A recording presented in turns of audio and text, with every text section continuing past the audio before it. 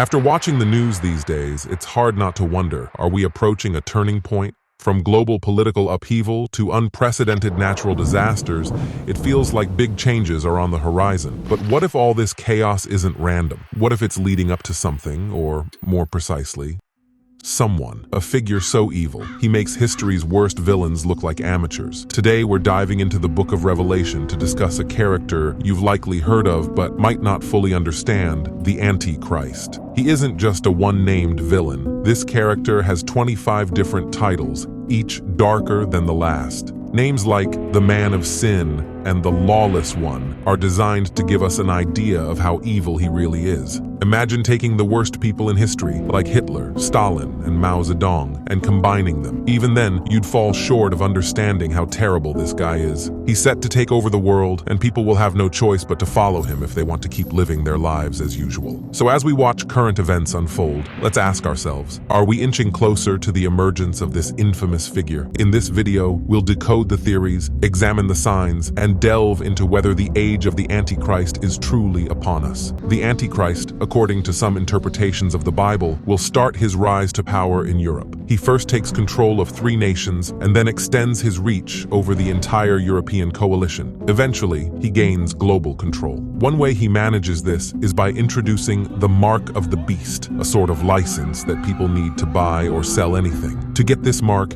you have to worship the Antichrist. At the start of his rule, he will make a peace treaty with Israel and promise to protect them. But after 3.5 years, the Antichrist will breeze the treaty. He will go into the Jewish temple, take out its sacred objects, put up a statue of himself, and demand that everyone worship this statue. As for how cruel he'll be, consider this. If you don't have the mark, you can't participate in the economy. That means no buying food or other essentials. Many people could starve to death as a result. So who is the Antichrist? Is he a wealthy individual, a political leader, or even something tied to modern technology? There are many theories, so let's look at one, the rich billionaire theory. This theory suggests that the Antichrist is a rich individual who uses his wealth to manipulate global systems and governments. His wealth isn't merely for luxury, it's a tool to exert control. Think of multinational corporations that hold sway over entire economies. This individual could essentially buy loyalty and manipulate world events through his financial holdings. He would use his economic power to enforce the mark of the beast, perhaps by monopolizing essential services or commodities that people can't live without. It's a merger of immense wealth and cunning, making him a very compelling yet dangerous figure. The alien deception theory.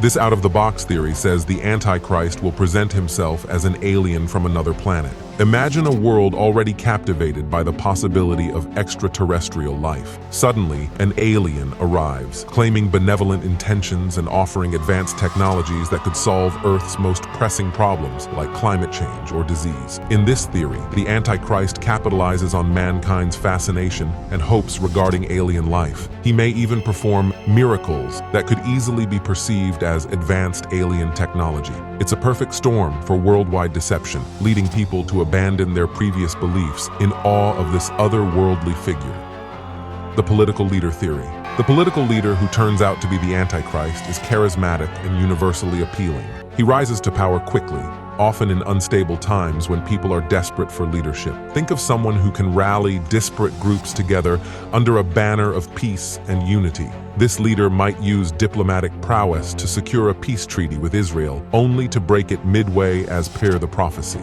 He would be a master manipulator, able to use political systems and international relationships for his dark agenda. The religious leader theory.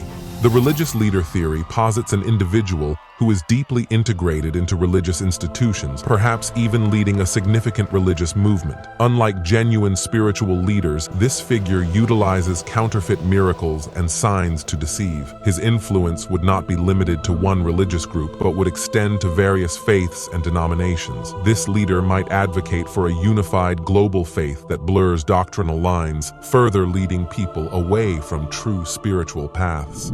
the rebuilt Roman Empire theory. Drawing from biblical prophecy in Daniel and Revelation, this theory sees the Antichrist coming from a sort of modern-day Roman Empire. Often this is associated with the European Union or another coalition of European nations, but comparisons have also been made with the United States. The Antichrist may start by taking over a small number of countries within this federation and gradually extending his rule. This empire would serve as the platform from which he launches a global campaign, fulfilling ancient prophecies in a modern context.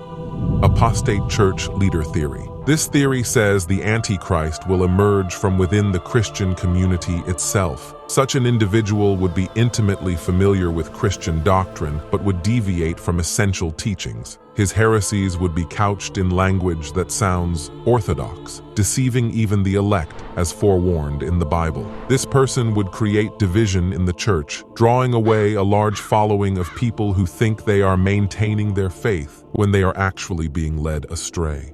Technology and AI theory. In a world increasingly dependent on technology, this theory posits the Antichrist as either a mastermind who controls global systems through AI or as an AI entity himself. He could manipulate economies, control communication, and surveil populations, all while people are under the impression that they are simply benefiting from advanced technology. Implementing the mark of the beast could involve biotechnologies, social credit systems, or advanced tracking methods, making resistance futile. The various theories about the Antichrist offer us lenses to understand this mysterious figure. Each theory combines elements of history, faith, and even cutting-edge tech to paint a picture of a supremely powerful and deceptive individual. The point is, the Antichrist, a master at leading people away from their core beliefs. Even if the Antichrist hasn't made a grand entrance yet, signs point to his influence already seeping into our world. We're seeing a surge in secular thinking and a move away from godly morals. Society's more about me